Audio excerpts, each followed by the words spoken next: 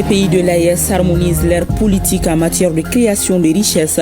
La réflexion est menée au cours du salon de l'entrepreneuriat que Bamako abrite.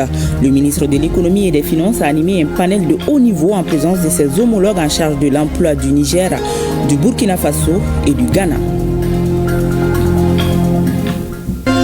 Le Mali et ses partenaires font le bilan des actions menées dans le cadre de la promotion et la préservation des droits des enfants.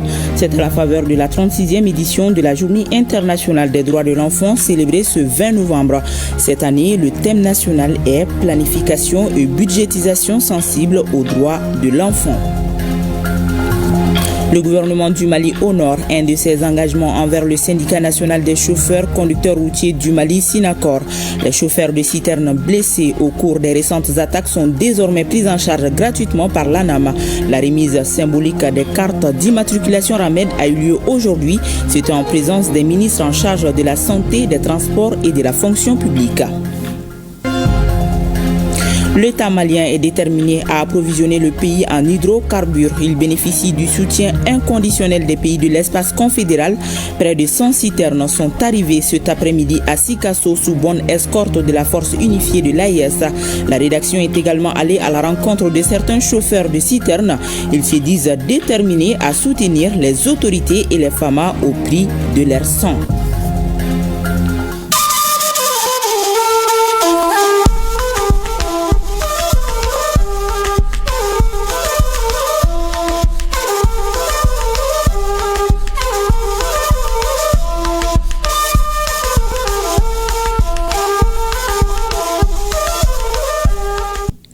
Très heureuse de vous retrouver pour ces 20h. Mesdames et messieurs, bonsoir et bienvenue.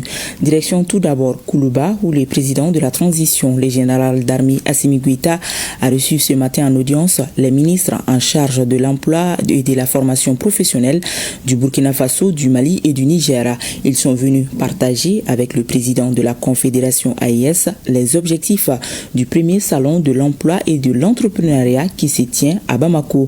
Ousmane Dao et Abdul Salam Bambara pour le compte rendu.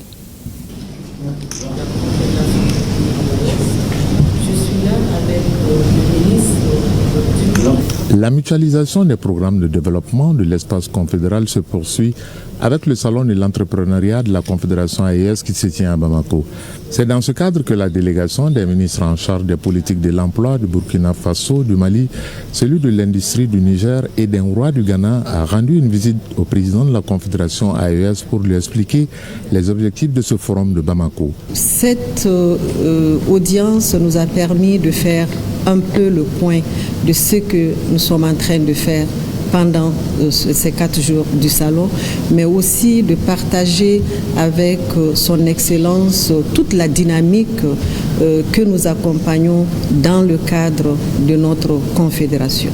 Cet espace a comme devise un peuple, un espace, un destin. Et l'entrepreneuriat aujourd'hui reste une opportunité immense pour booster l'économie, pour créer notre espace écosystème entrepreneurial, avoir notre marché commun et pouvoir aujourd'hui mettre en valeur nos ressources, nos compétences et offrir un avenir meilleur pour nos jeunes, nos populations dans notre espace. Une synergie des activités et des actions est plus que nécessaire pour le développement de la Confédération AES afin d'offrir aux populations un développement harmonieux.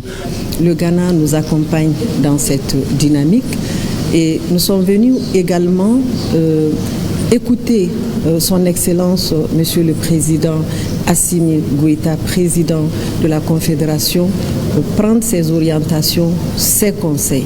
Et nous avons été bien orientés, bien conseillés pour pouvoir continuer dans cette dynamique, compter sur nos propres intelligences, nos compétences, nos ressources pour pouvoir changer les choses dans notre espace confédéral. Depuis plus d'1 an, les 3 pays ont décidé de cheminer ensemble avec une vision de faire de la Confédération AES un modèle d'intégration et de coopération au service des populations. Je vous le disais, le ministre de l'économie et des finances a présidé hier la conférence inaugurale de la première édition du Salon international de l'entrepreneuriat AIS. Entrepreneuriat, facteur d'intégration et de développement économique des pays de la Confédération AIS, c'est le thème choisi pour cette conférence inaugurale. L'un des objectifs majeurs de cette initiative est de fédérer les politiques régionales en matière de création de richesses. Juste après la conférence inaugurale, les ministres de l'AIS en charge de la formation professionnelle ont animé un panel de haut niveau. Les détails avec Youssouf Diakité et Sidiki Koulibaly. C'est avec une conviction contagieuse que le ministre de l'économie et des finances et non moins président du comité de développement de la Confédération AIS a introduit la conférence inaugurale de la première édition du Salon international de l'entrepreneuriat AIS sur la thématique entrepreneuriat, facteur d'intégration et de développement économique des pays de la Confédération. L'entrepreneuriat est le ciment et au cœur de la vision de nos chefs d'État. Que ces trois États, pour atteindre la souveraineté sécuritaire, ont décidé de se mettre ensemble et ont décidé d'unir leurs efforts. Pour la première fois qu'on voit des pays africains se réunir, se donner la main jusqu'à créer une force unifiée qui peut intervenir dans les trois espaces, dans les trois pays. Donc suite à cela, les chefs d'État ont dit pourquoi ne pas avancer sur la diplomatie, avoir donc une diplomatie commune étant donné que c'est une guerre qui nous est déclarée, une guerre économique, une guerre sur tous les plans. Donc autant que nous ayons des armes communes pour pouvoir faire face à ces défis. Des actions ont été inscrites dans la feuille de route pour traduire dans la réalité la vision des chefs d'État qui n'est rien d'autre que d'assurer la souveraineté de notre espace. S'en est suivi le panel de haut niveau animé par les trois ministres de la Confédération des États du Sahel. Il s'agissait pour les panélistes du jour de démontrer quel peut être l'impact d'une telle initiative sur le développement socio-économique de la région AIS en particulier et de l'Afrique en général. Du fait que ça a été un facteur de connexion entre les jeunes entrepreneurs des différents pays de l'AIS mais aussi des pays invités, ça a été l'occasion surtout de réfléchir sur les enjeux et aussi les perspectives de faire du partenariat un facteur d'intégration et de développement économique. Et à l'analyse et au regard du contexte, il a été démontré que justement l'entrepreneuriat est un facteur d'intégration et de souveraineté économique au sein de notre espace. Aujourd'hui, avec les défis de la jeunesse auxquels nous sommes confrontés, nul doute que la voie de l'entrepreneuriat est le seul salut. Nous avons donné l'exemple que dans l'AIS, comme au Burkina Faso, nous avons notre population en dessous de 45 ans fait un taux de 90%. Et ceux de 0 à 15 ans représentent 45%, ça veut dire environ la moitié. Et donc il faut préparer notre économie pour offrir à toute cette population des possibilités de gagner leur vie.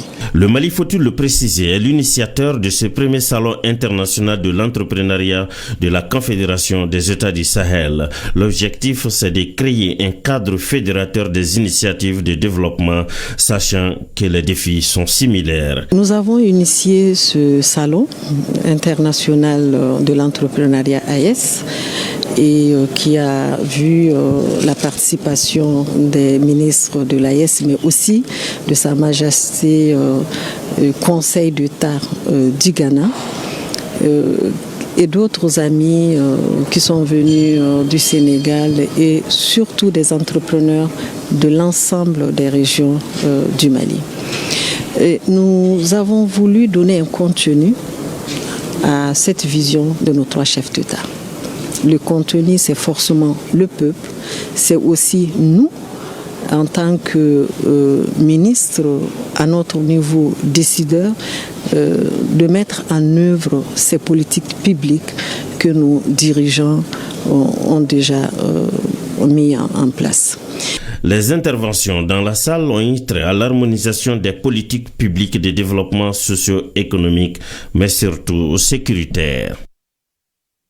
Rendons-nous à présent à Ouagadougou où se tient la semaine du numérique. Parmi les participants, la délégation malienne s'est particulièrement illustrée entre enthousiasme, ambition renouvelée et appel à un renforcement des partenariats technologiques. Les acteurs maliens du digital livrent leurs impressions sur cet événement qui façonne l'avenir du numérique de la sous-région. Ils s'expriment au micro de nos envoyés spéciaux, Khadija Toukouni et Julie Traoré. La MTP, c'est l'autorité de régulation, c'est le régulateur du secteur qui encourage non seulement les startups à faire des innovations, et aussi l'intelligence artificielle dans notre domaine d'activité, ça peut nous apporter beaucoup de choses. L'usage de l'intelligence artificielle dans la surveillance du spectre va être d'une grande importance, d'un grand apport, parce que ça peut permettre une automatisation de cette surveillance. Et puis ça permet aussi une gestion efficiente et efficace du spectre des fréquences. En marge de cette semaine numérique, il est prévu la signature d'un document cadre portant coordination des fréquences aux frontières des pays de l'AES. Donc ce document doit être signé par les différents responsables des autorités de régulation. Vous savez, l'intelligence artificielle au niveau de l'administration, par exemple, générale, apporte beaucoup en termes d'efficience. Nous sommes déjà en contact avec le village numérique du Niger. Et ici, le Burkina, ils sont déjà aussi dans la réflexion pour pouvoir mettre en place le même type d'organisation. Nous sommes en partenariat, nous avons des consultations ensemble. Je pense que nous allons évoluer aussi ensemble. La Poste du Mali, à l'instar des autres opérateurs des Unions de l'Afrique, participe à un projet régional pour la préparation opérationnelle pour le commerce électronique. Afin d'aider les opérateurs désignés non seulement à aider les citoyens à surmonter les obstacles liés aux achats du commerce électronique en dehors des frontières. Ça veut dire que la Poste a l'obligation de se moderniser en utilisant les outils informatiques. Non seulement pour pouvoir échanger entre les différents opérateurs désignés, mais aussi pour pouvoir échanger les données avec les compagnies aériennes et la douane des pays de destination vers lesquels nous expédions. On sait que l'IA aujourd'hui, c'est un secteur qui est vraiment incontournable dans le numérique. Effectivement, c'est un couteau à double tranchant. Donc nous faisons tout notre possible pour pouvoir montrer le côté positif, voir comment est-ce que les jeunes peuvent acquérir de nouvelles compétences dans ce domaine-là pour pouvoir avoir une grande ouverture dans le monde. Aujourd'hui, le data center et AI est dans le cœur du développement de la technologie et nous sommes vraiment honorés de rencontrer plusieurs partenaires qui sont vraiment intéressés à venir investir au Mali. L'intelligence artificielle, le thème de cette année, c'est une innovation très très importante pour l'ORTEM, dans le sens où il y a beaucoup de solutions qui sont aujourd'hui mises en place qui peuvent nous aider à accélérer notre quotidien, qui peuvent nous aider à soigner notre image dans le bon sens, qui peuvent nous aider à faire beaucoup de créations et à améliorer notre créativité dans le domaine du marketing. On a développé beaucoup d'applications et on a amené des flyers et des dépliants pour ces applications. Donc c'est des applications qui concernent la gestion du courrier aujourd'hui au niveau de l'administration publique. Aujourd'hui, une structure qui n'a pas de nom de domaine n'est pas visible sur Internet. Je pense que ce type de rencontre doit être vraiment pérennisé pour permettre à nos États de mieux comprendre le processus de l'intelligence artificielle, de voir tous les contours et de tirer les différentes opportunités et les possibilités qu'offre l'intelligence artificielle. On a amené quelques innovations aussi. Donc on a pu par exemple digitaliser en fait une visite virtuelle de nos infrastructures numériques, à savoir le data center, donc que les gens pourront visiter directement à travers des cartes VR. Et aussi, on a partagé un peu aussi nos expériences en termes de cybersécurité, en termes de développement technologique au niveau réseau et télécom, et aussi au niveau de la diffusion télévision.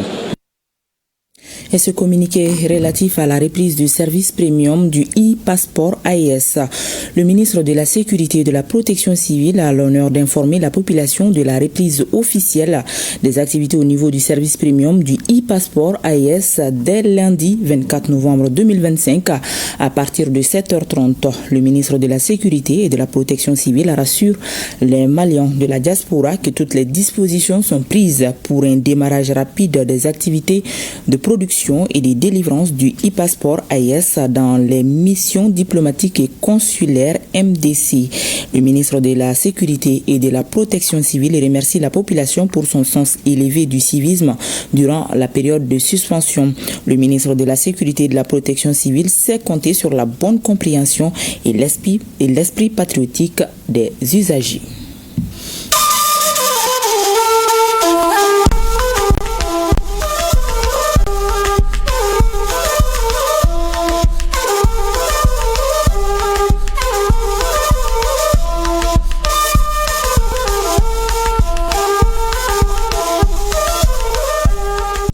Carnet d'audience du Premier ministre, le chef du gouvernement, le général de division Abdoulaye Maïga a reçu ce matin en audience le représentant spécial du secrétaire général des Nations Unies pour l'Afrique de l'Ouest et le Sahel.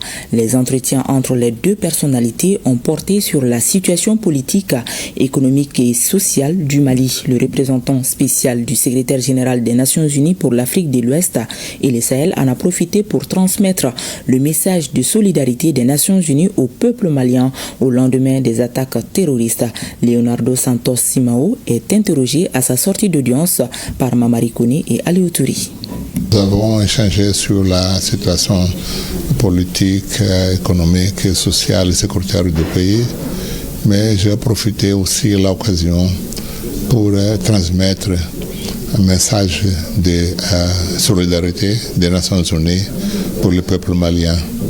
Et dans ce cadre d'attaques terroristes intensifiées, mais pour dire que les Nations Unies sont toujours en soutien des efforts du pays. Nous avons salué aussi tous les efforts que le pays fait pour amener la sécurité à la population et même garantir l'approvisionnement des biens essentiels à la population. Et même les efforts de développement économique et social, la construction de nouveaux hôpitaux, mais aussi d'autres infrastructures pour le développement économique du pays. Comment se portent les relations entre le Mali et les Nations Unies aujourd'hui? Très bien, très bien. Nous avons profité de cette occasion aussi pour manifester notre appréciation pour la qualité des relations entre le gouvernement et l'équipe sur le terrain des Nations Unies. Le soutien que cette équipe reçoit des autorités ici, qui encourage aussi nos collègues à continuer le travail malgré les difficultés de parcours. Et cet encouragement, cet soutien du gouvernement, c'est un facteur de motivation pour nos collègues. Le représentant des Nations Unies pour l'Afrique de l'Ouest et le Sahel et le représentant résident de l'UEMOA au Mali ont été reçus aujourd'hui en audience par le président du Conseil national de transition. Les Nations Unies s'informent sur la situation du pays et expriment leur solidarité. L'UEMOA, quant à lui, requiert l'accompagnement de l'institution dans le processus de transposition des directives, conventions et règlements adoptés par l'instance sous-régionale. Plus de détails sur ces audiences avec Aloussine Touri. Représentant spécial du secrétaire général des Nations Unies pour l'Afrique de l'Ouest et le Sahel a d'emblée signifié au président du CNT la solidarité des Nations Unies avec notre pays confronté aux violences terroristes. Aussi a-t-il offert l'aide des Nations Unies pour endiguer la crise qui n'a que trop duré. Nous avons échangé avec le président de la CNT. On a échangé sur la situation du pays et voir comment les Nations Unies peuvent travailler de façon à aider les pays à surmonter ces défis.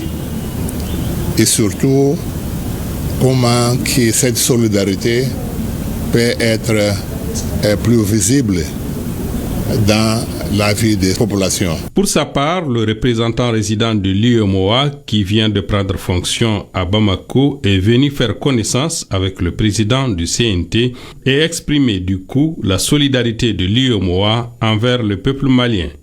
Par ailleurs, le diplomate a demandé l'accompagnement du CNT dans le processus de validation des réformes en cours. C'était une occasion pour moi, depuis ma prise de fonction, de venir présenter ma civilité auprès de l'honorable président du CNT, mais aussi au nom des plus hautes instances de la commission de l'UEMOA, exprimer notre solidarité et saluer le courage du peuple malien pendant cette dure épreuve.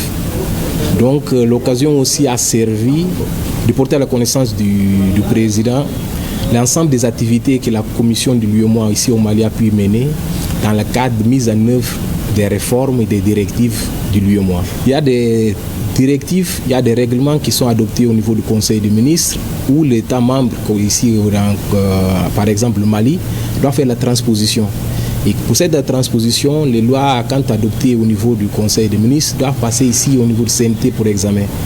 Donc nous voulions avoir cet accompagnement et nous sommes répartis très agréablement par rapport à la disponibilité de Monsieur le Président à nous accompagner à tout moment dans la mise en œuvre des réformes communautaires. Comme on peut le constater, le Mali ne se bat pas seul contre les adversités.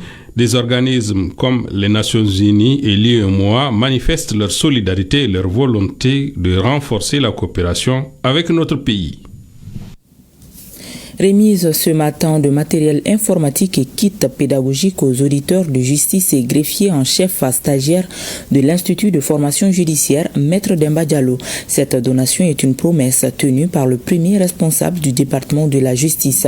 Ces dons devront permettre de renforcer la formation des deux corps de la justice malienne afin qu'ils soient à la hauteur des attentes du peuple. Reportage Mamadou Fani.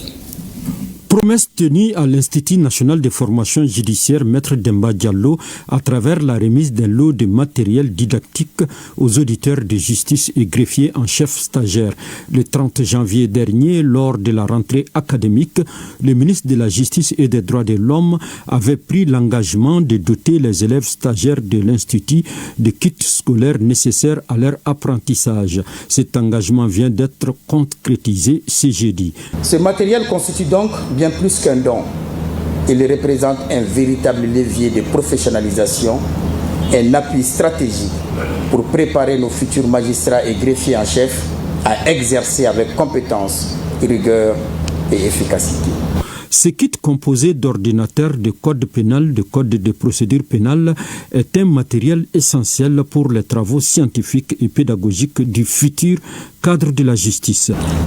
La remise de ces ordinateurs répond à un besoin crucial au moment où nous serons dans quelques semaines dans les juridictions pour nos stages pratiques. Rédaction des factums, rédaction des ordonnances, rédaction des rapports, des réquisitoires, de conclusions, autant d'actes qui seront posés dans les bénéfices exclusifs de la bonne administration de la justice. Ces équipements seront utilisés avec soin, mais aussi avec professionnalisme, au service de la justice et des justiciables. Cette remise montre l'importance et la place qu'occupe la formation des futurs magistrats pour les autorités de la transition. Rien et absolument rien ne doit être épargné pour donner aux apprenants de cet institut les qualifications techniques et professionnelles dont ils ont besoin pour être à la hauteur de nos ambitions. Les efforts énormes qui ont été déployés pour recruter ces auditeurs et stagiaires de différentes promotions dans des conditions de crédibilité et de transparence totale trouvent de façon naturelle leur prolongement à travers le suivi adéquat et les conditions de formation adaptées pour lesquelles nous allons faire tout ce qui est à notre pouvoir. Une remise symbolique de kits aux représentants des deux corps de la justice en formation a été un moment pour les bénéficiaires de renouveler leur serment à honorer la justice malienne. Hommage a été rendu à Idrissa Arizo Maïga, magistrat de grande classe arraché à l'affection du monde de la justice. La 36e édition de la Journée internationale des droits de l'enfant a été célébrée ce 20 novembre au Mali. Elle est placée sous les thèmes planification et budgétisation sensible aux droits de l'enfant. Cette journée a été mise à profit par le ministère en charge de la promotion de l'enfant et ses partenaires pour faire l'état des lieux en matière de promotion des droits de l'enfant. Reportage à Sorona Kamisoko. Le ministère en charge de l'enfant et ses partenaires autour d'un idéal commun, celui du bien-être des enfants du Mali. Pour ce faire, il plaide pour plus d'actions concrètes en faveur de la protection et de la promotion des droits des enfants en matière de l'éducation, de la santé et de la nutrition. Un plaidoyer porté à cette tribune consacrée à la célébration de la Journée internationale des droits de l'enfant. Chères autorités, nous les enfants du Mali qui représentons plus de la moitié de la population, rêvons d'un pays en paix, où personne n'a peur, où aucune fille et aucun garçon n'est victime de violence, où chacun a les mêmes chances de réussir. Nous remercions nos autorités pour les efforts déjà accomplis pour protéger nos droits et nous les encourageons à continuer avec la même énergie. Grâce à de nombreuses actions, adoption de lois, campagnes de sensibilisation dans tout le pays, politiques, stratégies, programmes et projets, notre bien-être s'est amélioré. Malgré ces avancées, beaucoup de défis demeurent. Pour relever les défis auxquels les enfants sont confrontés, les partenaires renouvellent leur soutien aux efforts du gouvernement, avec comme finalité permettre à cette couche vulnérable de s'épanouir pleinement.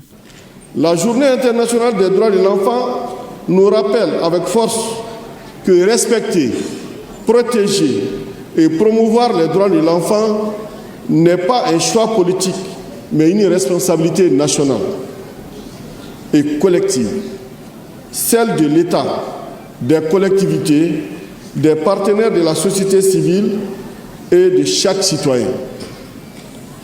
Il nous invite également à prendre la mesure du défi persistant, tout en saluant les avancées remarquables réalisées par les autorités nationales, les organisations de la société civile, les partenaires techniques et financiers. Garantir, promouvoir et protéger les droits des enfants du Mali grâce à des investissements accrus permettra au pays de respecter ses engagements internationaux en tant qu'un des premiers États à avoir ratifié la Convention relative aux droits de l'enfant. Cela renforcera aussi la mise en œuvre de la stratégie nationale pour l'émergence et le développement durable. Au nom de l'UNICEF et tous nos partenaires, je réaffirme notre engagement à accompagner le gouvernement du Mali pour que les ressources publiques dédiées aux enfants soient mobilisées, allouées, dépensées et suivies de manière efficace, transparente et inclusive. C'est ce qui justifie d'ailleurs le choix du thème « Planification et budgétisation sensible aux droits de l'enfant ». Ce thème est d'une importance capitale car il s'agit de mettre en lumière l'intérêt de planifier en tenant compte des droits de l'enfant à travers une analyse et une évaluation des dépenses et de l'impact de chaque politique, chaque programme, chaque document stratégique. Il s'agira également par cette approche de veiller à ce que les ressources suffisantes et équitables soient allouées aux services qui garantissent la survie, l'éducation, la protection et la participation de l'enfant. Le ministère de la Promotion de la Femme, de l'Enfant et de la Famille invite l'ensemble des acteurs à renforcer les actions de plaidoyer, à adopter des stratégies et plans afin de rendre effectif l'approche planification et budgétisation sensible aux droits des enfants pour que le slogan « Pour chaque enfant, tous ses droits » soit une réalité. Cette journée a été mise à profit par le Parlement des enfants pour remettre une note de plaidoyer sur la situation des tout-petits au ministre de tutelle. Le désengorgement des files d'attente devant les stations d'essence et les retours à la normale dans la fourniture du carburant était au menu de la 6e réunion de concertation entre le ministre de l'Industrie, du Commerce et le groupement professionnel du pétrole. Les deux parties s'apprêtent à signer très prochainement un protocole d'accord pour faciliter la fourniture du carburant. Le cadre de concertation pour sa 6e session est élargi aux membres du SECOGEC, nous dit Batraouri. La crise d'hydrocarbures avec son lot de files d'attente devant les stations d'essence doit trouver rapidement sa solution. Le gouvernement du Mali multiplie les initiatives pour apporter des réponses idoines au phénomène. Le ministre de l'Industrie et du Commerce est en face des groupements professionnels du pétrole à l'occasion de la 6e réunion hebdomadaire de concertation. Je voulais exprimer aux populations maliennes la ferme volonté, l'engagement et la détermination du président de la transition chef de l'État, le général d'armée Assimi Goïta, pour apporter les réponses les mieux appropriées à la gestion de cette crise. C'est pourquoi la réunion d'aujourd'hui a porté sur l'examen de la situation globale de l'approvisionnement de notre pays en hydrocarbures. Statistiquement, il est démontré aujourd'hui que le nombre de citernes qui arrivent par semaine est nettement supérieur au nombre de citernes quand on était hors crise, en temps normal. Et c'est pourquoi le président de la chef de l'État, le général d'armée Assimi Goïta, a instruit au gouvernement de prendre toutes les dispositions pour mettre fin aux files d'attente dans les stations. Les deux parties ne sont plus loin d'un accord qui pourrait constituer un offre de soulagement pour la population entière. Nous sommes venus avec des propositions. Nous avons écouté le ministre du Commerce. Et il nous a demandé de tout faire pour mettre fin aux files d'attente qui sont dans les stations. Nous avons posé des conditions et après ces conditions, nous avons pris des engagements. Nous avons proposé un protocole d'accord avec les deux groupements, le GMPP et le GPP, de façon à réduire le délai d'attente des citernes au niveau des bureaux du bureau de pétrole de la douane. Il faudra que nous puissions apporter une réponse de façon à réduire drastiquement le délai de passage des citernes au niveau du bureau du pétrole de la douane. Un protocole a été élaboré entre le gouvernement du Mali et le groupement professionnel du pétrole et le groupement des professionnels du pétrole pour que, à partir de demain, la durée d'attente soit de 24 heures au niveau du bureau du pétrole de la douane du Mali. Cette 6e réunion hebdomadaire de concertation est élargie aux membres du SECOGEC, le centre de coordination et de gestion des crises et catastrophes qui apportent leur expertise pour une sortie définitive des crises. Je vous l'annonçais au sommaire, le gouvernement du Mali vient d'honorer un de ses engagements envers le syndicat national des chauffeurs-conducteurs routiers du Mali, Synacor. Il s'agit de la prise en charge gratuite de la couverture sanitaire des chauffeurs blessés au cours des escortes de produits pétroliers.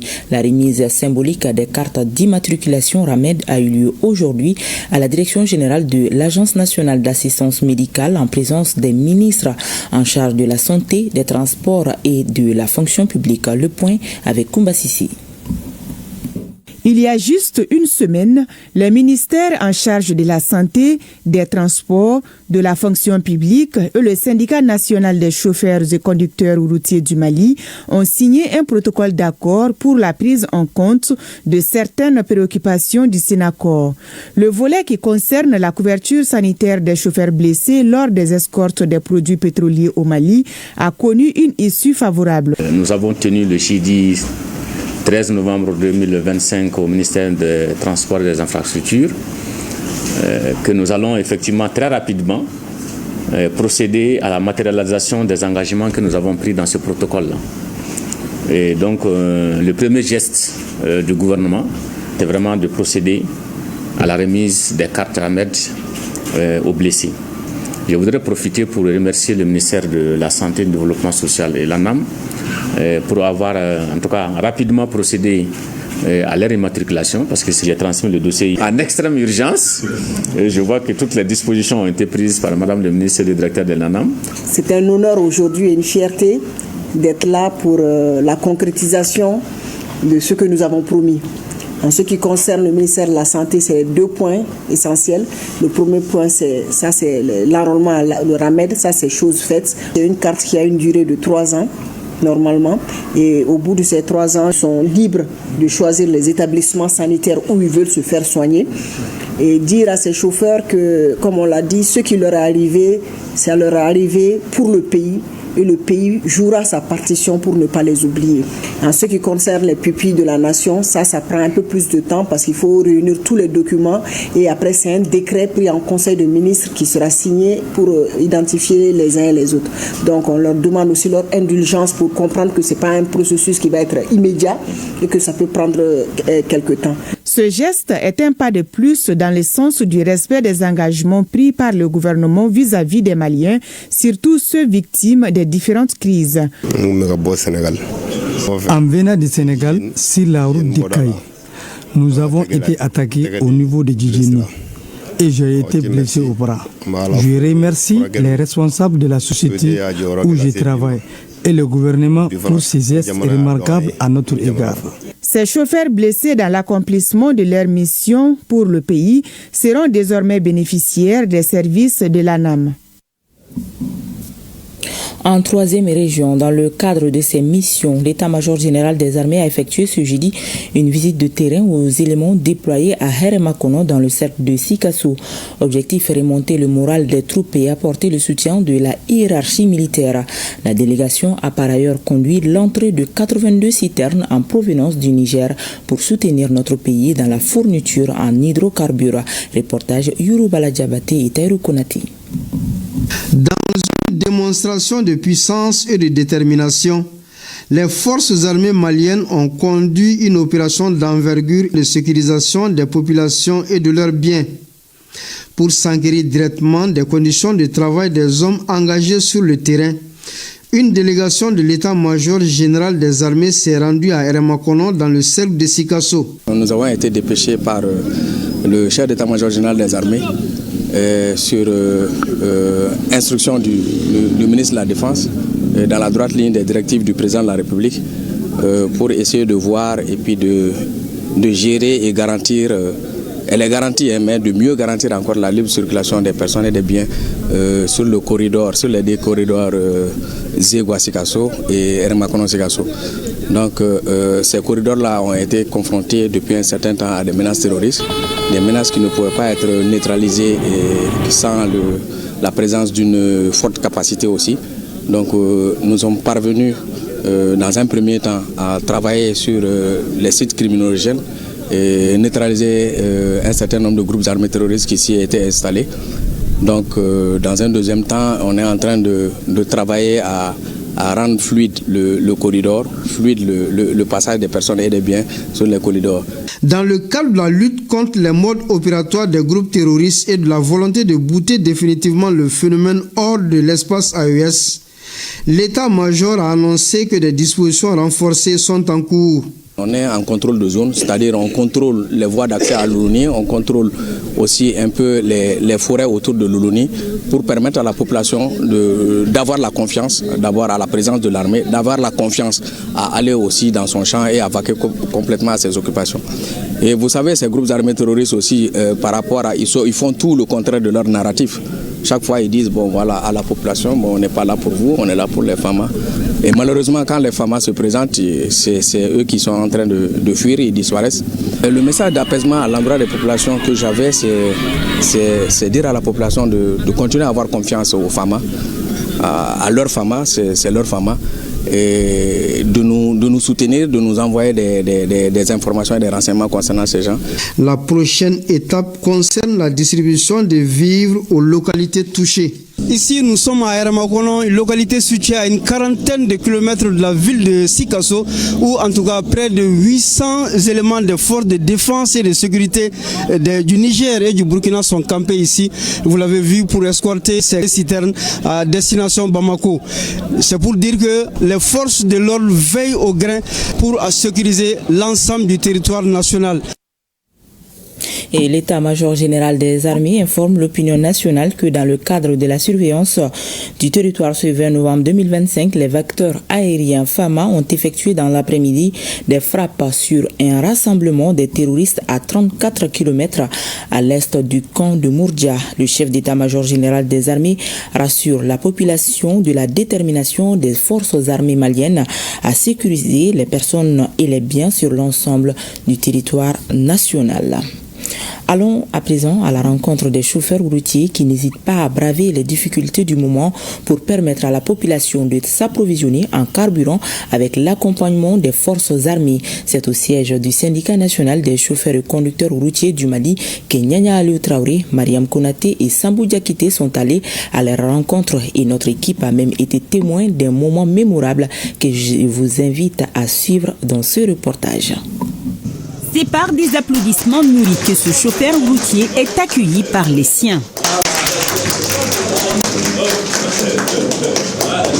Suleiman Koumaré revient justement de Kadjana dans la région de Bougouni. Il faisait partie d'un convoi de citernes d'essence escorté sur Bamako pour l'approvisionnement de la population. Je viens de Kadjana, presque 300 et quelques kilomètres, vraiment avec les femmes. Je suis très content aujourd'hui de le voir parmi nous. En réalité, parce qu'il est parti sain et sauf, et vraiment je considère que la mission a été accomplie. Le syndicat national des chauffeurs et conducteurs routiers du Mali, Synacor, tenait sa traditionnelle réunion de briefing du mercredi. L'ordre du jour portait sur l'arrivée imminente d'un convoi de plus de 200 citernes et aussi sur la sensibilisation des chauffeurs sur les aspects sécuritaires des opérations en cours. On est à la fin, on a sensibiliser pour la motiver. Donc, classe à classe pour la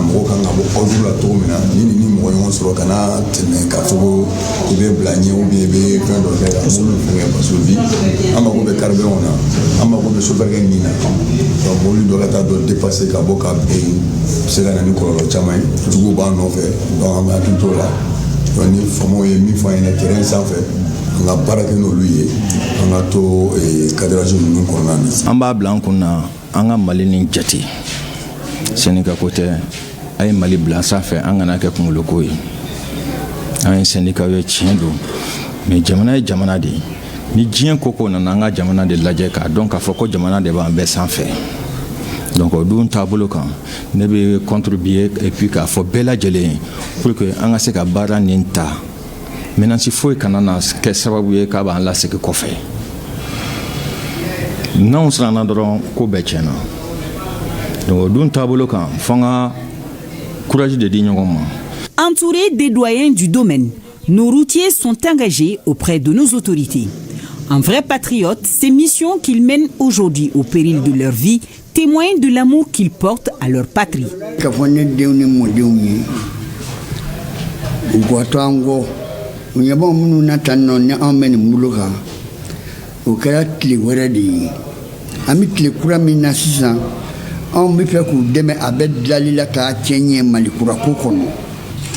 Nabi faso ko nga an sono oma na fora ko nga ka saraka e biam janai.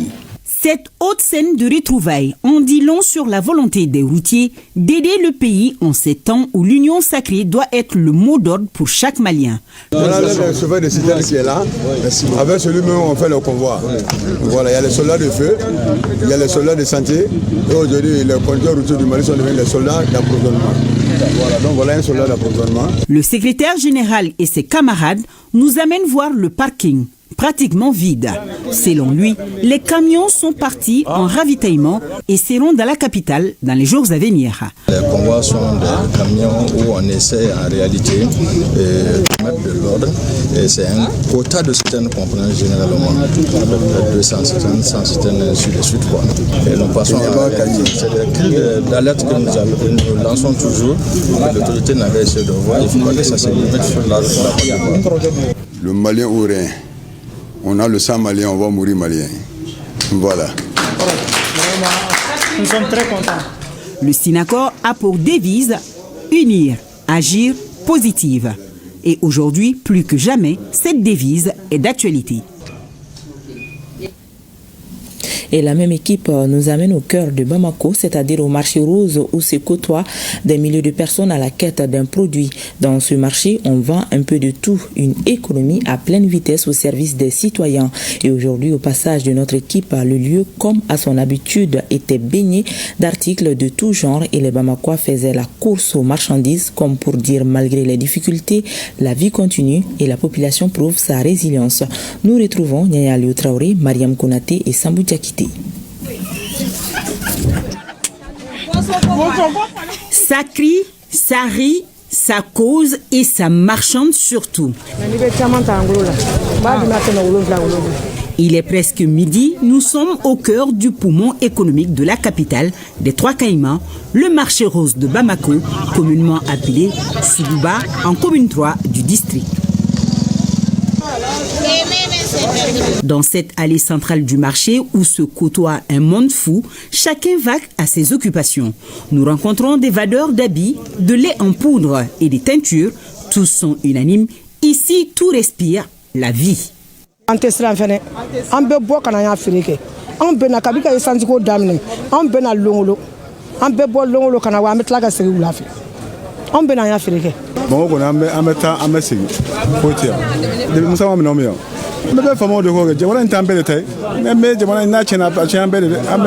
Notre petite balade au cœur de ce marché bouillonnant nous vaut des regards surpris, des salutations et même cette envie de s'adresser à ses compatriotes sur la situation actuelle du pays.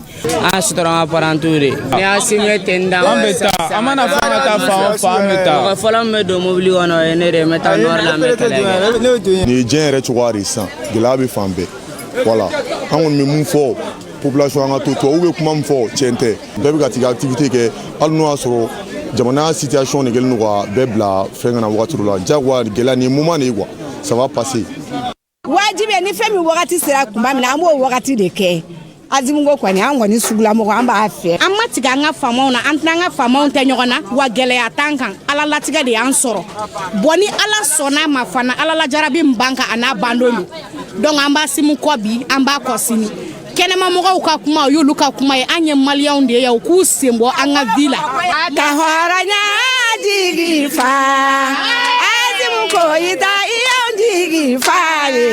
Monsieur Traoré et Koulibaly, respectivement vendeurs de chaussures et d'habits, sont confiants quant à l'avenir du pays. Comme nous avons une guerre médiatique de la scène, nous avons besoin de parce qu'on a délégué mais à 6h à 20h, sans calotan fla.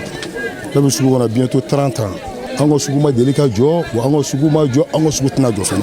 on a ala sɔnna ma ka jamana bɛ ni gɛlɛya min kɔnɔ a bɛ bɔ a kɔnɔ hali mɛko côté bi an bɛɛ bɛ na ye sa la ten foti ko bɛ tapage kɛ dɔrɔn ka mankan ci wa o tɛ bɔ mɔgɔ dɔn mais barika de bɛ jamana ni duwawu bɛ ka don o de bɛ ka diya an bɛ baara min na sisan sanji kɔrɔ wasi don a tɛ dɔn sisan mais sini ma se san kelen san fila bɛɛ bɛna bon hɛrɛ fana tɛ sɔrɔ fo gɛlɛya ka na si ne bɛ e kun bɛ mɔgɔ bolo ni k'i bi bɔ a tigi bolo a tɛ sɔn a bɛ ko dɔ de bila sen fo a kana se ka kɛ fo an yɛrɛ fana an tigɛlen don a yɛrɛ la fo maliyɛn ka sɔn yɛrɛ.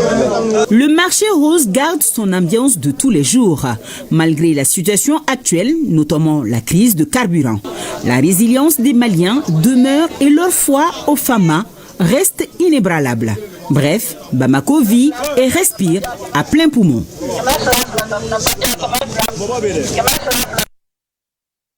Ce n'est pas du tout surprenant cette cabale médiatique des journalistes français contre notre pays. Voilà l'analyse du président de l'amicale des anciens ambassadeurs et consuls généraux du Mali et ancien ministre, Dr Abdoulaye Amadou Sy. Pour lui, c'est une manière pour ces soi-disant journalistes de soutenir les terroristes. C'est pourquoi, tout en saluant la résilience du peuple malien et la réactivité des autorités de la transition, il appelle à la vigilance et à une riposte vigoureuse des médias maliens. Il est interrogé par Sidiki Dambeli. Docteur, bonsoir. Pour nous autres, ce n'est pas surprenant. Et pourquoi? Les médias occidentaux ont toujours soutenu les terroristes, pas parce que ces terroristes-là vont un jour prendre le pouvoir, mais c'est en réalité pour en arriver à un soulèvement du peuple contre un pouvoir qui a reconquis l'entièreté de notre territoire et qui maintient la paix sur l'ensemble du territoire. Et compte tenu du fait de la défaite de ces terroristes qui ont été balayés par nos forces armées et de défense qu'il faut saluer ici, alors qu'est-ce qu'il leur reste ayant été balayés au nord? C'est d'essayer de soulever les populations du sud contre leur pouvoir. Mais maintenant, la guerre qu'ils mènent, c'est une guerre informelle en fait. C'est pour soutenir ces terroristes qui sont en perte de vitesse. Maintenant, qu'est-ce qu'il leur reste? C'est utiliser les médias pour faire comprendre en réalité que ces terroristes, d'un jour ou l'autre, vont rentrer dans Bamako. Ces terroristes-là, je ne vais pas l'exagérer, à Bamako, ils ne pourront rien faire. Car les Bamako, même avec des bâtons, les empêcheront de rentrer dans notre ville. D'accord. Alors, dites-nous, quelle doit être la réaction des Maliens aujourd'hui pour faire face à cette campagne? Comment les Maliens doivent-ils réagir pour faire face à cette cabale médiatique? Oui, en réalité, il faut saluer la résilience des Maliens jusqu'à aujourd'hui. Il faut la saluer.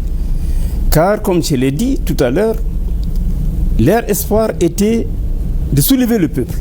Le peuple malien est glorieux, laborieux, mais résilient, attaché à son territoire. Et le peuple malien sait reconnaître à ses enfants qui dirigent aujourd'hui ce pays l'effort et les sacrifices qu'ils sont en train de mener pour maintenir l'entièreté de notre République ainsi que la paix et la sécurité. Au-delà du soutien que nos populations apportent au pouvoir, il faudrait faire beaucoup attention et éviter réellement de transférer sans y réfléchir des informations reçues de la presse ennemie, car il faut l'appeler comme ça, car c'est en partie l'idée. La campagne, on le sait, est menée par des journalistes qui sont à la solde des sponsors étatiques. Alors, quelle doit être la réponse des journalistes maliens pour contrer cette campagne médiatique? Il appartient donc à nos journalistes d'être à la hauteur de la tâche. La hauteur de la tâche, c'est quoi? Être au moins à la hauteur de ces journalistes étrangers, leur faire comprendre que ce qu'ils sont en train de diffuser n'est pas la réalité dans le pays. Montrer que la population malienne n'a pas suivi ce que ces journalistes étrangers sont en train de propager un peu partout. L'actualité sur un tout autre plan. Le Palais des Pionniers a tenu la 3e session ordinaire de son conseil d'administration. Au cœur de la session, la poursuite de la modernisation du lieu afin de l'adapter aux critères de formation des jeunes. C'est pourquoi les autorités ont investi dans la rénovation. Il reste maintenant aux administrateurs de conformer les textes afin que le Palais des Pionniers réponde convenablement aux attentes. On en sait plus avec Abdul Karim Kaba. Le Palais des Pionniers se modernise. L'infrastructure est en pleine rénovation. C'est là au grand bénéfice de la jeunesse malienne. C'est dans ce contexte que se tient la 3e session ordinaire du conseil d'administration du Palais des Pionniers. Le cadre se veut un centre d'excellence adapté au développement de la jeunesse. Nos avancées se traduisent par des chiffres et des images vidéo parlantes. Augmentation du nombre de bénéficiaires des formations, insertion des jeunes sortant du programme à l'école de la citoyenneté dans des stages professionnels, participation effective de ces jeunes formés dans des actions citoyennes et d'investissement humain, et participation accrue au programme de citoyenneté active. Mais au-delà des indicateurs, c'est surtout l'impact humain, la confiance retrouvée, les perspectives ouvertes, la dignité réaffirmée qui illustrent la véritable valeur de nos actions. Le ministre Fomba n'a pas laissé sous silence le rôle et l'opportunité qu'offre le Palais des Pionniers dans la formation des jeunes du Mali. Le rôle du Palais des Pionniers demeure plus que jamais essentiel dans la fomentation des femmes et des hommes qui composent et dirigeront le Mali Croix dont nous rêvons tous. Ainsi, votre institution est appelée à jouer un rôle de premier rang dans l'avènement du Mali nouveau auquel il doit être inculqué les valeurs du civisme, du patriotisme, du respect de l'autre, du respect du bien public, du don de soi en faveur des communautés ou de la nation. Cette session permettra aux administrateurs d'adapter les textes aux missions assignées au Palais des Pionniers conformément à la vision des autorités qui est d'amener un changement de mentalité chez les jeunes pour bâtir le Mali Croix. C'est pourquoi les autorités n'ont pas lésiné sur les moyens financiers pour rendre le cadre plus attractif et accessible aux jeunes. Établissement public à caractère administratif, la Caisse nationale d'assurance maladie Canam vient de tenir la 30e session de son conseil d'administration. Lors de la rencontre, les administrateurs de la structure sanitaire sociale ont été informés sur les avancées significatives réalisées par la Canam au titre de l'exercice 2024-2025. Des acquis que la structure entend consolider avec l'extension de la protection maladie à l'ensemble de la population et aussi l'opérationnalisation dans un bref délai du régime d'assurance maladie universelle RAMU en vue d'offrir des soins de qualité aux populations. Le point avec Aridju Matina. À la Caisse nationale d'assurance maladie, malgré la situation du pays, la CANAM poursuit sa dynamique dans la mise en œuvre de l'assurance maladie obligatoire. Ainsi, en 2024 à 2025, la structure a enregistré des résultats significatifs avec de nouvelles immatriculations.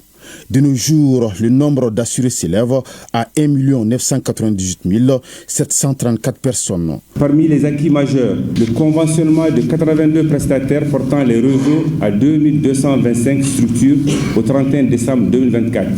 La relance de 28 CESCOM en région. Les capacités du personnel ont été développées à travers des formations ciblées sur la gouvernance, la gestion financière, l'audit interne, la planification et le suivi-évaluation. Malgré ces avancées, des défis persistent. Il s'agit entre autres du retard de l'adoption de certains textes liés au RAMU, les arrêts de reversement de cotisation de l'INPS. À l'ordre du jour de cette 30e session du conseil d'administration de la CANAM au titre de l'exercice 2024-2025, l'examen et l'adoption des rapports d'activité, les états d'exécution budgétaire ou encore l'examen et l'adoption de plusieurs notes techniques relatives notamment à l'affectation des résultats et aux provisions réglementaires. Occasion pour les responsables lors de cette session de rassurer l'ensemble de la population quant à leur détermination à répondre aux aspirations des plus hautes autorités. Il y a eu beaucoup d'avancées majeures.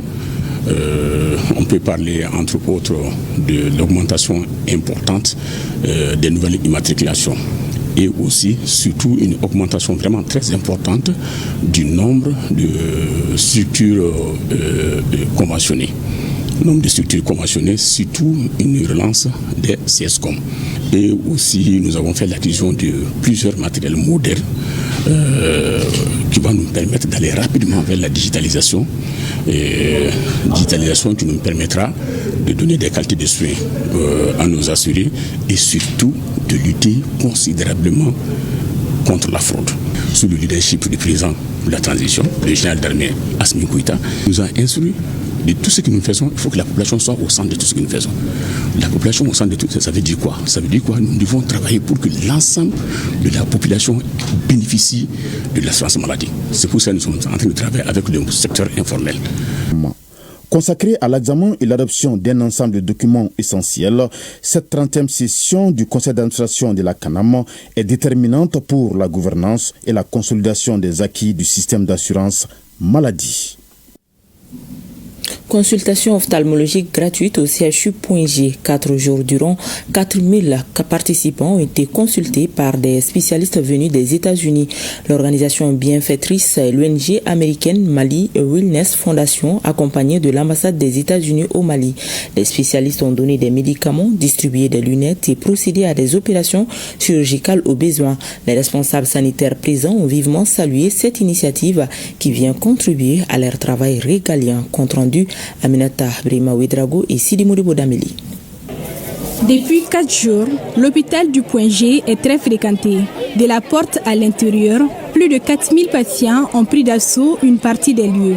Ils attendent tous un seul service, une consultation ophtalmologique 100% gratuite. 14 spécialistes américains sont mobilisés pour cette opération. Cette campagne a commencé ce lundi et qui se termine aujourd'hui. Donc il a mené 14 docteurs des États-Unis. C'est pour regarder les yeux, glaucome, cataracte et tout ce qui est comme problème d'œil.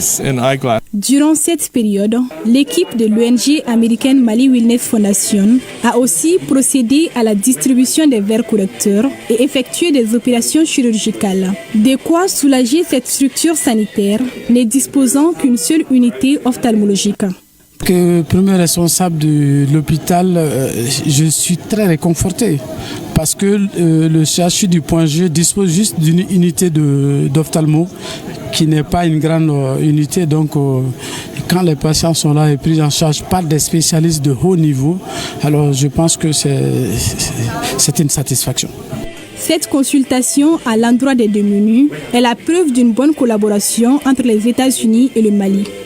On a eu à faire une convention tripartite avec l'ONG en question, l'IOTA, le ministère de la Santé et Mali Wellness Foundation. Donc c'est à travers cette convention qu'on a pu mettre en place une banque d'yeux pour les greffes de cornée, qui est aujourd'hui une réalité à l'IOTA. Parce qu'on a eu à faire à peu près une 25 interventions précisément, où les greffons sont tous venus des États-Unis. Donc c'est les Maliens qui en ont bénéficié. The objective is to help. C'est la première fois que l'équipe de Mike vient au Point G, mais ça fait 15 ans qu'ils viennent au Mali pour faire le même travail. Donc l'objectif, c'est d'aider les Maliens à améliorer leur vision. On sait quelle est la place de l'œil dans la vie de l'homme. Ce n'est pas tout. Après cette consultation ophtalmologique, Mali Wellness Foundation procédera à la remise de 2 scanners à l'IOTA. La valeur de la donation est estimée à plus de 100 millions de francs CFA. Ces équipements permettront de renforcer les dispositifs sanitaires du Mali. Le gouverneur du district de Bamako a lancé mardi dernier la campagne spéciale de vaccination et de marquage contre la peste des petits ruminants dans la capitale. Cette opération d'une durée de 3 mois permettra de vacciner et de marquer 15 millions de têtes de petits ruminants à travers toutes les régions, dont 70 000 têtes dans le district de Bamako. Reportage Aïssata Saliou Maïga.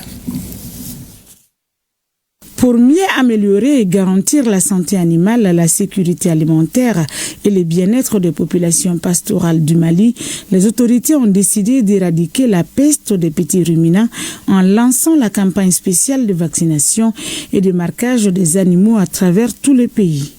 Au cours de cette campagne, 15 millions de têtes de petits ruminants seront vaccinées et marquées à travers toutes les régions du Mali, dont 70 000 têtes dans le district de Bamako. La peste des petits ruminants demeure aujourd'hui l'une des principales menaces pour l'élevage ovin et caprin.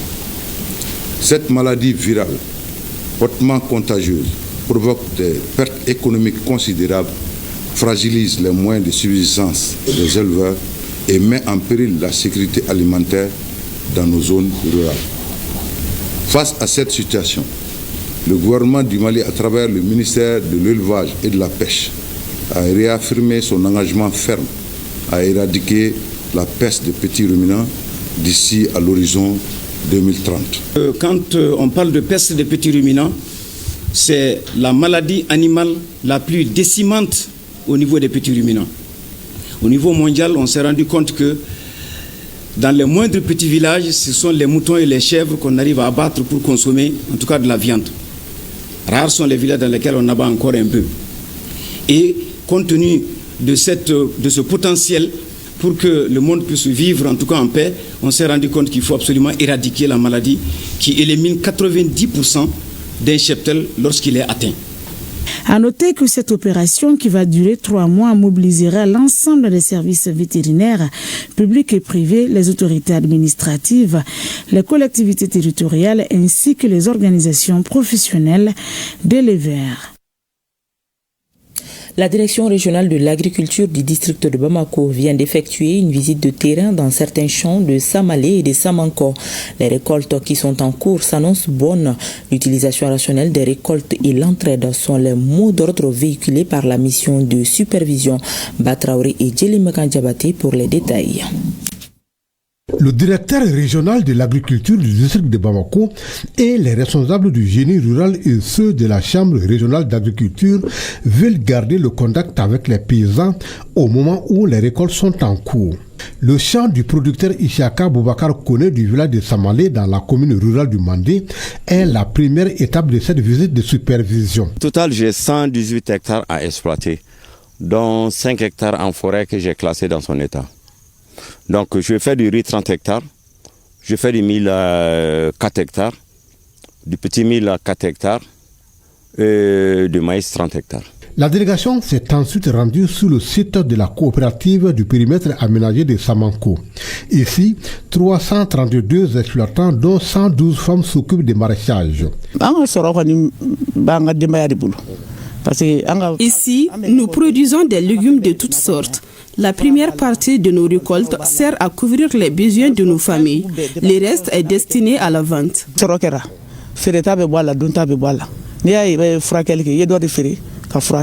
La campagne agricole vraiment s'est déroulée cette année dans les bonnes conditions agroclimatiques et encore vraiment la campagne est jugée vraiment bonne à travers en tout cas tous les axes de production du district de Bamako. Le message clé par rapport à la sensibilisation, ça c'est une gestion rationnelle des récoltes. Il ne faut pas brader vraiment les récoltes, il faut bien sécuriser ce qu'on a produit, il faut bien les sécuriser et il faut encore l'entraide entre les producteurs.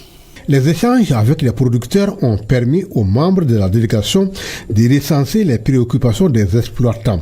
La plus grande inquiétude est relative à la crise de carburant qui pourrait avoir son impact sur la culture de contre-saison. Le Centre national de la recherche agricole ouvre sa 30e session scientifique sous le thème « Recherche agricole, garantie de la souveraineté dans un contexte de changement climatique ». La session qui s'étend sur 4 jours sera marquée par des communications sur les productions animales, végétales, forestières, fauniques et halieutiques à Batraori. Présence massive des chercheurs et conseillers scientifiques affiliés au CNRA, Comité national de la recherche agricole, à l'ouverture de cette 30e session scientifique. L'enjeu est de taille pour les experts car il s'agit de se pencher sur le calendrier de l'année en termes de projets et programmes de recherche scientifique. L'objectif de cette session est d'évaluer les propositions et rapports de recherche qui ont été soumis par les institutions de recherche, à savoir l'Institut d'économie rurale, le laboratoire central vétérinaire, la faculté des sciences et techniques à travers l'USTTB, l'Université des sciences, des techniques et des technologies de Bamako et l'IPR-IFRA. Donc toutes ces institutions de recherche travaillent dans le cadre de la recherche agricole naturellement et la commission scientifique sert de cadre pour évaluer les travaux qui ont été réalisés pendant l'année et les nouvelles propositions de recherche aussi qui sont soumises seront évaluées par nos experts.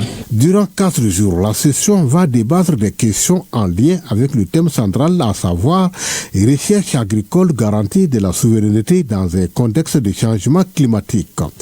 Au cours de cette 30e session, nous aurons à examiner 51 documents dont 25 rapports et 26 propositions de recherche, contre 54 documents à la session passée. Plusieurs commissions sont donc formées pour faire des exposés sur les productions animales, végétales, forestières, fauniques et halieutiques. Un mode culture, la biennale artistique et culturelle se prépare activement dans la région de Tombouctou. Le ministère de la Culture, de l'Artisanat, de l'Industrie hôtelière et du Tourisme a organisé le tirage au sort des passages devant le jury des troupes artistiques et culturelles des 20 régions du pays et c'est la région de Badjangara qui ouvrira le bal le 18 décembre prochain. De Tombouctou, le compte rendu de Idrissa Goulou Sissoko. Par ce tirage au sort, il s'agit de définir l'ordre de passage des 20 troupes artistiques et culturelles des régions devant le jury lors de la Biennale Tombouctou 2025. À l'issue du tirage, l'ordre de passage est le suivant. Le bal sera ouvert par Badjangara, suivi de Ségou, du district de Bamako, Koutchala, Kita, San, Kai, Bougouni, Nara, Sikasso, Menaka, Kidal, Djoila, Mopti, Nyoro du Sahel, Gao, Tombouctou, Taoudeni, Douanzan et Kouloukourou. Nous sommes réunis ce matin pour procéder de manière symbolique au tirage au sort qui déterminera lors du passage des 19 troupes régionales et celle du district de Bamako devant le jury. C'est un moment empreint de solennité qui marque une étape décisive dans les préparatifs de la Biennale artistique et culturelle Tombouctou 2025. Il faut dire que le tirage s'est déroulé en toute transparence et avec toute la sérénité requise. Pour le chef de l'exécutif régional, cette phase est une étape très importante dans l'organisation de la biennale artistique et culturelle que Tombouctou s'apprête à abriter, d'où un appel à la mobilisation des filles et fils de la région pour une organisation réussie et une participation de qualité. C'est un moment de joie et de fierté pour toute la région de Tombouctou. Nous sommes heureux ce matin de participer, d'assister à ce tirage au sort, du passage de l'ensemble des troupes devant les jurys. Vous avez vu que ça s'est passé dans la plus grande transparence et dans la joie, et tout le monde est satisfait du tirage. Je voudrais encore profiter de cette occasion pour remercier les autorités de la transition pour les efforts consentis pour que cette organisation puisse être à la hauteur des souhaits de l'ensemble des acteurs. Je voudrais remercier encore le ministre de la Culture pour l'ensemble des efforts qui sont en cours pour la bonne organisation. Et remercier et féliciter également aussi la mission qui est arrivée ici. Aussi remercier la population de la région de Tombouctou, notamment celle de la ville de Tombouctou, s'est mobilisée. À l'entame de la cérémonie, 1 minute de silence a été observée en la mémoire de Mariam Sissé de Tonka, tombée sous les balles des groupes armés terroristes en défendant son pays. L'entrepreneuriat, facteur d'intégration et de développement économique des pays de l'AES, c'est le thème du premier salon international de l'entrepreneuriat de l'AES. Les activités se poursuivent sur l'esplanade du 26 mars de Bamako. Le salon de l'entrepreneuriat, une matérialisation de la volonté des 3 chefs d'État, selon Oumou Salsek. Le ministre de l'entrepreneuriat national, de l'emploi et de la formation professionnelle est l'invité de la semaine de ce soir sur notre antenne. Je vous propose de suivre un extrait de cet entretien. La décision de nos 3 chefs d'État de nous mettre ensemble pour créer cet espace nous interpelle. C'est à nous de lui donner un contenu. Donc chacun d'entre nous doit s'impliquer pour lui donner un contenu. Pourquoi ce salon? Parce que nous savons que nous avons des opportunités énormes. Nous avons des ressources suffisantes, qu'elles soient humaines ou qu'elles soient matérielles. Nous avons l'intelligence aujourd'hui de se mettre ensemble pour fédérer notre savoir-faire, pour fédérer nos ressources et pour créer des opportunités pour notre jeunesse sur place en termes de formation professionnelle, pour absorber ces diplômés en chômage, pour donner une seconde chance à ces jeunes-là qui ont été victimes de la multitude de la crise que nous n'avons pas souhaité, que nous n'avons pas voulu. Cette campagne médiatique qui essaye de nous détourner de l'essentiel, notre objectif, celui de nos 3 chefs d'État. C'est aussi pour nous une opportunité de montrer au monde entier que nous sommes fréquentables. L'invité de la semaine à suivre après le PMU Mali. Et c'est ce qui met un terme à cette édition. Merci à toute l'équipe de réalisation et à vous de l'avoir suivi. Bonsoir.